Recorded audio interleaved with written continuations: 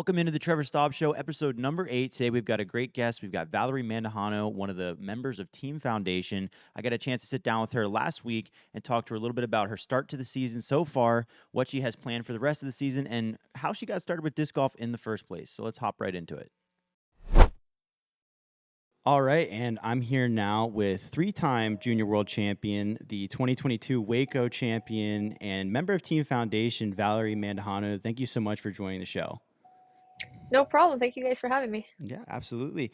So I just kind of wanted to get started just by jumping to this season's results, because I feel like you've had a very successful start to the season. Obviously, picking up the win at Waco was huge, but you've really been in the conversation every event and had a strong kind of statement start to the season. Just thinking about this year's results so far, would you say that you're pleasantly surprised with how it's turned out? Is this kind of what you expected, or are your standards even higher than what you've been able to do so far? I'd say my standards are pretty high than what I've been able to do so far. Just for an example, like last week, it's Texas State's. I just wanted to be in contention of the win. Yeah. Yeah, so you'd say that even though you have gotten the win and started out, every tournament you're going in, I want to win. That's the goal. Yep. Yeah, Yes, I'd say so. absolutely. And but getting that win early in the season, has that elevated your standards even higher, or is it just always been the same? I'd say they elevated it higher. I'd say I always knew like I was in contentions of the win, but showing myself and everyone kind of just put that extra standards to myself. Right. Yeah, I would say it's tough to ignore once you've been able to accomplish winning on the tour. Like you can't go into any more events not thinking about like I want to get that win again. It's a little different, I guess, when you first kind of are cutting your teeth on tour and just hoping for good finishes. But once you've got that win under your belt, it certainly changes things, wouldn't you say? Oh yeah, for sure. I'd say it took a whole different mindset this year compared to like last year. Last year it was, can I get into the top 10, top five? Yeah. And now it was this year is, okay, what events can I win? Yeah, definitely. Um, so even with getting that win and having this good start, what kind of goals have you set for yourself as far as the rest of the season's concerned? Are there any specific ones that you really have in mind? I'd say just kind of small goals, really. Small goals leading up to the big goals, which is just shooting over my rating, just playing clean golf, not doing too much, and just keeping myself in contention of the win. Yeah. Yeah, definitely. Are there any tournaments in particular that you want even a little extra than the others, or because I know you had kind of a close finish at the US or the Throw Pink Championship last year. Are there any that kind of stick out to you that you really want to get this year? Yeah, for sure. I mean, everyone wants to get worlds, but I Yeah. want to get worlds. Throw pink, like you said, it'd be nice to get that one after last year. Um, and then Idlewild. I really want those three, if I'd say. If I Ottawa. had to pick, yeah. So as far as the season going this so far, and your kind of game, how it's evolved this season, what part of your game have you been most proud of? Because I was kind of looking through your statistics, and so far you've been pretty balanced. A lot of the ones that stood out were your OB percentage. You're currently number one on the tour. Your scrambling percentage is also currently number one on the tour. But are there certain parts of your game that you've been super proud of this season so far? I'd have to say my spin putt. I Okay. could never spin the my putter so well as I do now, and I think it just shows a lot of time and effort I put behind it. And not only that, like my scramble shots last year, they were pretty sad, I will say. But I Yeah. just couldn't figure it out for some reason, just touch forehands or even backhands at times. But I felt like this year I got it pretty dialed in.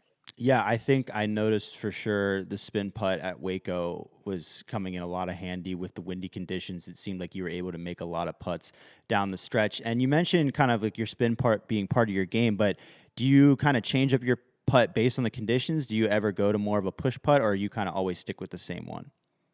No, I feel like I change it depending on the winds. So like you mentioned at Waco, there were some times where I didn't really spin the putter. I kind of just lofted it in the headwinds. Yeah. And just because I didn't want to beam past it, I was just giving myself like a float risk at it. So if I missed, I wasn't going too far. And then at times I would spin it in the tailwind. I would just spin it really fast. So I feel like it does vary on the conditions of the weather. Right. I definitely feel that there's a lot of disc golfers who, just for the sake of putting being so difficult, try to keep the same putt no matter what. And that can play a lot of different ways because you kind of are dependent on the conditions. But I think it's a huge advantage to be able to have a secondary putt, typically a more spinny putt that you're comfortable with, because then when it does get windy, I mean, it's a huge advantage to have that extra rotation on the disc for sure. So I wanted to kind of like when I talk to pros, I like getting kind of each pro's disc golf story because I think everybody kind of has their own unique story with how they found this game and their kind of story of how they worked their way up to the professional scene. So just kind of talk a little bit about, what's your disc golf story? How did you find the game and kind of get everything going? So mine's a little long. I'll try to shorten it up as much as No, possible. go for it. Go for it. Okay. Started when I moved to San Antonio. I moved to San Antonio when I was 11, but I didn't start disc golf at that time. I was just kind of here. I didn't know what to do in Texas. Yeah. I went from a soccer background, Okay. and so trying to play in the heat was very tough for me, trying to adapt to the conditions. Yeah. Um, and my dad remembered that his friend gave him like three discs back in the 90s that he had in the garage 2 years after we lived out here because we all started getting too bored and we're just like, we don't know what to do. Basketball kind of gets too hot to play outside. And we Yeah. didn't know really like what suits us. And we all wanted something to do as a family. Um, and so my dad remembered that, and we found like a frisbee at like a Salvation Army or something. And then we were like, well, where can we get these discs? But nobody ever knew like how we could get some. Right. But so we had like five total at the end, and we all went in through Live Oak in San Antonio, and it was 36 holes at the time. And oh, I did not enjoy it. Yeah. I'm going to be honest. It was like Octoberish, so it was still hot out, and it was myself, Alexis, my dad, my mom, and my older brother. And oh my gosh, we were probably throwing like 20 feet in the wrong direction. So Right. it took a while to finish the course, and my parents were determined on finishing the course. So like, no, we're gonna play all 36 holes. So that was like a 6 hour round. Wow. Um, Yeah. so Quite a I didn't start. like. Yeah, yeah, it was like, okay, this is a great start to disc golf. Me and Yeah. Alexis did not enjoy it. I'm going to be honest. Like we were just like, this is torture for us. Like we don't want to be out here. It's hot. We're Yeah. climbing hills all day. Um, and so my parents and my brother started going to Austin, figuring out that there was more courses to it because we all knew nothing about disc golf. Yeah. And my brother started playing some minis, started getting tips off of guys, and then he would try to grab whatever info he could get and give it to us. But me and my sister weren't having it. Me and Alexis, we were just like, no, we still don't want to play. Like, Yeah. still not fun. But we started noticing that they started taking more trips to Austin, like at the weekends, and they were just like, "Do you guys want to go?" And we're like, "No." And then after a while, we got kind of tired of just staying back and not doing much, and we were like, "All right, let's go give it a shot. We'll hang out with our family. Like it's fun to Yeah. hang out with them." And then over time, just being able to see how we can control the disc and like how I could get it to go further started intriguing me, and how I could get better at a game, and Yeah. me pretty much being uh, depending on how good I want to be. Yeah. It's all up to me. It's not about anybody else. So that's what really, I guess, sparked a fire for me. And then 6 months later, we started competing. We met some locals, and they were just like, "Hey, do you want to play in this all women's event?" We didn't want to, but my mom forced us, and she's just like, "Yeah, this would be good for you guys." Wow. And so yeah, we were like, "Okay, let's give it a shot." I ended up taking second. We went to a playoff, and I kind of just like caged a putt, and that's what took me to second. Yeah. Um, yeah. It seems like a lot of people with disc golf definitely have like that moment that it sort of clicks because it can be, especially. I mean, I was kind of the same way when I first got into it. I didn't even know that there were discs. I was throwing a frisbee. It seems like a very like unassuming sport and activity that you don't ever really see it coming, and then there's just like kind of a moment that it really clicks for you. Did you kind of have like that moment? Like, was it just like one round you went out there, a certain throw where you're like, wow, like this really is fun. Yeah, and I actually do remember this. I think there was just like one moment that started intriguing me into disc golf, and then the other about turning pro, or at least pursuing disc golf as a career. It was one where my brother gave me this star, or no, sorry, this champion leopard, and Yeah. he was just kind of like, throw it on an Annie, and let's see where it will go for you. And I tried it. I did everything he said, and it went the furthest I've ever seen myself throw a disc. And I was like, oh wow, like I did that. Like I Yeah. threw it that far. And so that's kind of what was in my mind. And I was just like, well, let's see if I can do this again. What other angles can I do? And that's kind of what just sparked that for me to keep going out and trying different shots and Right. to keep playing. Yeah, it's almost like the first time you can get a disc to do what it was meant to do, which a lot of times for a beginner is just making like really forcing it over on Annie and getting that Hmm. full like S flight. That's like the magical moment where you're like, oh wow, like it's really cool what you can do with these things. But kind of making that next jump then, because obviously you started competing locally. We're doing really well in Texas and winning a lot of events. When was the first time you really thought to yourself, even though you were having success, like I could do this for a career. You know, this could be a living for me someday. Um, I think when I started going to the junior worlds, I started seeing how big it was. It was like a whole new world going there for me. I was Yeah. like, wow, people are actually sponsored and they're like my age. Right. And then I would hear a lot of the sponsors talk about it like, yeah, you keep up with this, you'll get a salary and like you'll basically earn a living off of this. Yeah. And so I kind of thought to myself, like, how cool would that be to become a professional and just like tour and like, you're making money into the sport. It's not just something you're doing for fun. Yeah. And I think playing Junior Worlds is the first time that I thought like, wow, I can actually do this for a living. That's when I kind of took a step back and I was like, okay, this is something I want to do. Yeah. What do you think you'd be doing right now if you weren't playing disc golf? What would have been the trajectory? I wanted to go pro in soccer, but taking that 2 year gap kind of set me back on that. Yeah. But I'd say something in like physical therapist, Okay. something like that in those rings. Yeah. Yeah, it's funny. I've actually, from a lot of the pros I've talked to, soccer seems to be a very popular background with disc golf. So I guess that's what I was missing. It seems it seems like there's a lot of pros who have taken the soccer background and it's translating somehow. So it seems to be working. But now that you've kind of had the experience of starting disc golf from like just the humble roots to competing locally to pro, what's one piece of advice that you would give to somebody who's just a young player in the FPO division who aspires to have a career in disc golf? What's a piece of advice that you would give them as far as how to take the next steps and how to kind of choose their path? I'd say just to have patience with it and know that this is something you want. And patience meaning like if it's not showing in the beginning and you want to become a pro, just still give it all the work and time that you've been putting in and know it's going to pay off in the future. Just kind of ease into it. Don't rush anything, but just also put the work into it. Yeah, definitely. Um, so one of the cool things about your touring experience is I feel like you kind of have this almost disc golf dream scenario where you get to tour and compete with your sister and then now your fiance Mason, which is just super cool. Like just talk a little bit about what that's like, just getting to have that support system with you on tour. I mean, it's huge for me coming from a huge family background. Like, I come from four other siblings, and so always being around my family was something huge for me. So like disc golf was one of the reasons why I chose it because I was able to play with my family and build that bond. Yeah, So now having that, I guess you could say working full time is even more special because Alexis can relate to me on a level that somebody else can't. One of my friends can, or maybe my other sister can't. But even with Mason, like it's huge having my fiance there because again, he knows what it feels like to be under the pressure I'm under. So if right. I have a bad day or I'm in a mood, he knows what it's like and he understands.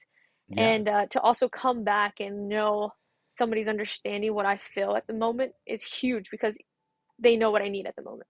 They're like, right. okay, you know what? She needs her space. Like I'm going to, go outside or do whatever it takes to like give you your own space, even if that's, hey, you want to go to the movies? Let's, blow some steam off or something. Yeah. But yeah, it's huge to always know that I have that comfort also on the course, the support or them knowing how I am or how my game is. It definitely does mean a lot to me. Right. No, that's huge because there are so many players who are essentially doing this on their own. Just a lot of them, doing the RVs or the vans, and they don't necessarily they have like their friends on the tour, but they might not have that personal support system to really level out your mental game and reset you even just round to round. And that's definitely an awesome thing to have.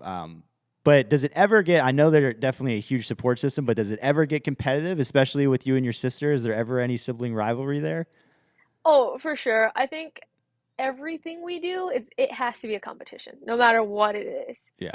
Um, it could be the smallest things, and we're both competitive. It can be at the gym, who's gonna do more reps, who's the Right. last one to finish, and it's literally her. doing one more rep than me and then saying, okay, I'm done. But she has to see me put the weights away first for her to Yeah. do it. But it kind of gets ridiculous, but it also makes it fun and it also keeps us going and driven.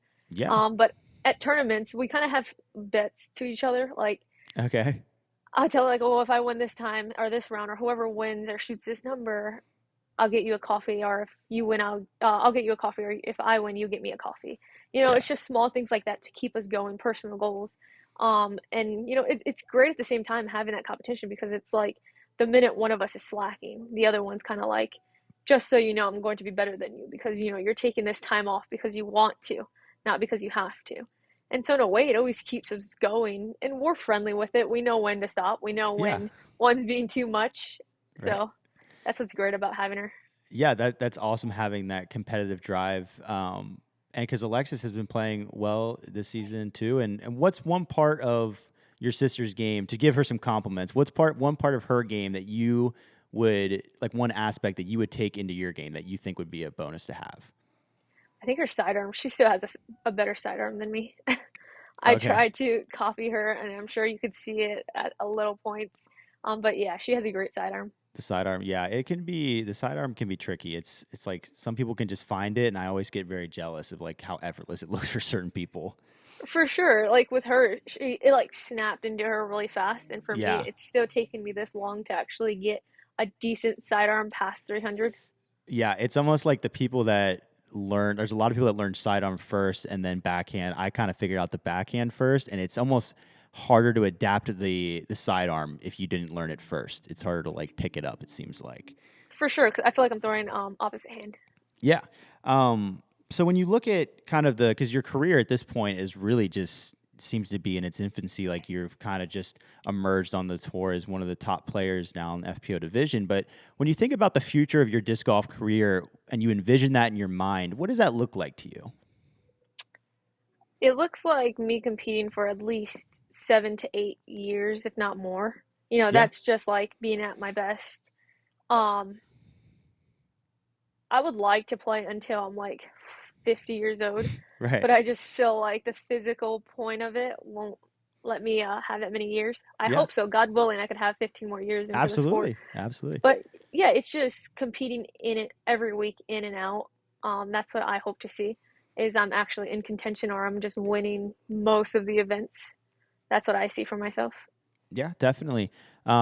So I wanted to talk a little bit about this past off season because you're one of the many players that had a move as far as sponsors this off season. There were so many that moved. In your case, you were with Innova for 5 years, quite a while before making your move to Dynamic this past off season. What kind of sparked that move, and how has the adjustment been so far for you this season?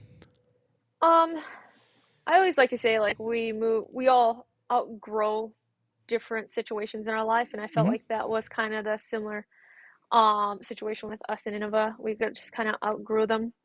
Um, but switching to dynamic, it was amazing. Like they made it so easy for us. The transition, everything we needed. Eric was just like, text me and I'll get it to you. If you Yeah, need another, if you need this lineup, let me know. Give me your old lineup and I can compare similar discs to what I think you throw now. And even going to Emporia, it was awesome because if there was, molds I felt like I was missing out of my bag, Eric was like, well, what modes do you think you're missing or what slots? And he was just like, here, he gave me like a stack of discs, a stack of drivers, and he's like, I think this yeah, is what's going to fit in your bag. But even just the whole team itself, they were super sweet and they're just so easy to work with right now. They're making everything so easy for us to adjust into the team. But also with the discs were, I wouldn't say easy, but I'm not going to say hard to adapt to. I think it's just hard learning everything and having confidence in it, but I yeah. don't think it's impossible. Yeah, and it's good to hear you say that because I've really just been hearing everybody that I've talked to because there's been quite a few that have moved to Dynamic. People have just been really singing their praises and how awesome they've treated and just been very professional with all their new athletes. But so you've kind of now you've been through two different kind of signing experiences. One with Innova when you were a lot younger and a lot newer to the game, and one now kind of more of an established pro. What are the big differences kind of between those two experiences for you? I feel like everything's a lot more professional now going into the pro levels, and that's even like at a tournament. You go Yeah. to the amateurs and you see the difference between a pro and the amateur events. I felt like being a junior, you just get plastic all the time, and it was just like, yeah, I Right. moved up in a ranking, and now I'm getting 25 more discs on top of my Yeah. allotment with apparels. And now it's, trying to see how much money you can make. And I feel like that's Yeah. really the difference. And then how I don't know, it just feels weird. I feel like I'm getting treated like an adult as I get older. Obviously, that's the concept, but it Yeah. just feels like it's all flashing before my eyes because I've been, taking, I guess, cash or getting paid for the last 2 years, and I'm still adapting to it. Mhm. So I feel like that's really, I guess, the change for me. It's just seeing how professional all these companies are the minute you move up and start playing pro. Yeah, definitely. And it's not only has there been that kind of jump just from when you signed last time, but also the sport has progressed so much as far as professionalism and how they handle these deals and everything. So, I mean, just this year we had, Ricky and Kona riding in helicopters for Yeah. for announcement videos. So things are just picking up so much that I'm sure it can be almost like shell shocking at times, like just how much things have changed and how much it feels like, we're playing professional sports. Like this is the real deal at this point. Yeah, for sure. So obviously you mentioned going into you're learning a new bag right now. You've kind of had to switch after throwing Innova plastic for so long. But what are some of the key molds that you've really been leaning on in your new bag that you've learned to trust a ton? I'd say the triple burst trespass. I really like it Okay. from my straight to understable shots. And Yeah. then I just put this one in for Texas States. It's the Raider. Oh I'm yeah. really liking that for my straight to stable shots, but I can still Hmm. get distance. And then the ride for my windy shots. Yeah, I've thrown all three of those really really solid molds. I still have a Raider in my bag, and I love it. So one more question I wanted to do. I wanted to kind of do a fun little segment. Obviously, I feel like you and Mason are probably one of like the big time disc golf power couples out there because I was trying to think like who could beat Val and Mason in a mixed doubles round as far as like the power couples in the disc golf scene because you've got Katrina and Austin Hannum, you've got Double G and like Jessica Weiss, and then you obviously got Kona Panis and Colt Montgomery. Do you think there's any couple out there on the disc golf tour that could give you and Mason a run for your money? Hmm. I'm gonna say no because we Okay, won we won doubles at Worlds. that is true. That is true. So You've that got the kind of proves title. them. You definitely have the Yeah. title to back it up. Okay, well, Yep. maybe in the future there'll be a Pro Tour celebrity event or something like that where you're going to put it on display. But thank you so much for joining the show, Valerie. It was good talking with you. We appreciate you representing Team Foundation well out there and hope that you continue to have an awesome season. Of course. Thank you guys so much. Yeah, definitely. All right, and thanks again to Valerie for joining the show. It was great hearing about all the things that have been going on in her season so far and just hearing about her disc golf journey and how that all began. We wish Valerie the best of the luck this season. We'll be rooting her on here at Team Foundation. Make sure you hop in next Thursday back to the channel to check out another awesome interview. We'll have another one right here. Don't miss it.